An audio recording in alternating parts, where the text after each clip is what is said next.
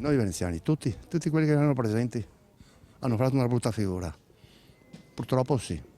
Come questo veneziano la pensano in diversi, a partire da una larga parte della stampa britannica. Nel raccontare la morte del 22enne ghanese annegato in Canal Grande davanti a decine di persone che assistevano alla scena dalle barche e dalle fondamenta, gli inglesi non ci sono andati teneri. Dall'Independent al Telegraph, dal Daily Mail all'Huffington Post si dipinge il quadro tutt'altro che edificante di un uomo lasciato morire nell'indifferenza di una folla che tutto al più scatta fotografie o nella peggiore delle ipotesi ride e fa commenti razzisti. La polemica e le discussioni sono aperte anche da noi. Sempre qualche stupido c'è sempre che dice qualcosa di fuori posto, ma credo che tutti fossero solidali, infatti hanno detto lanciate il salvagente presto, quindi insomma io non credo che la gente sia così insensibile. È stato uno spettacolo, non si è nessuno si è buttato in acqua per vedere di salvarlo, sia da parte delle persone che erano alla riva e anche mi sembra di aver capito che c'era anche una barca che è passata di là.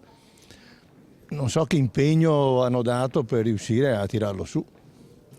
Può darsi che nessuno si sia mosso, a volte dipende dalle persone che si trovano per strada in quel momento. C'è chi ha più buona volontà di dire magari mi butto e quindi cerco di salvare una vita e c'è chi è indifferente, proprio dipende dal carattere penso delle persone.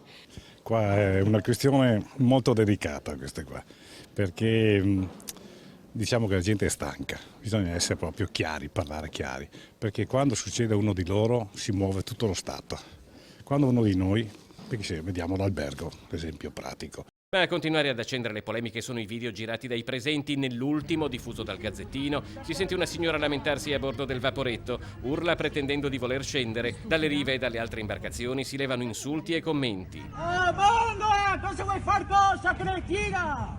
Da prima che ti vesti di merda,